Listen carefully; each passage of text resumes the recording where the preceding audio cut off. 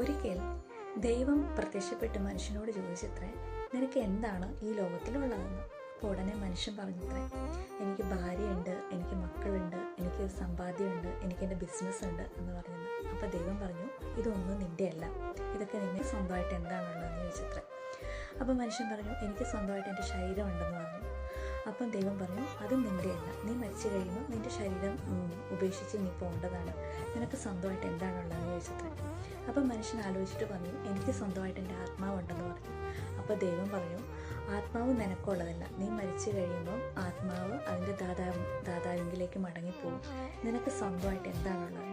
അപ്പോൾ ഈ മനുഷ്യൻ സങ്കടപ്പെട്ട് ചോദിച്ചു, ദൈവത്തിനോട് ചോദിച്ചത്രേ, അപ്പോൾ ശരി, അങ്ങ് തന്നെ പറയൂ, എനിക്ക് സ്വന്തമായിട്ട് എന്താണുള്ളത് എന്ന് ചോദിച്ചത്രേ. അപ്പോൾ ദൈവം പറഞ്ഞത്രേ, ഇപ്പം നീ ജീവിക്കുന്ന നിമിഷം മാത്രമേ നിനക്ക് സ്വന്തമായിട്ടുള്ളൂ, അതായത് ഈ മൊമെൻറ്റ് മാത്രമേ നിനക്ക് സ്വന്തമായിട്ടുള്ളൂ എന്ന് പറഞ്ഞത്.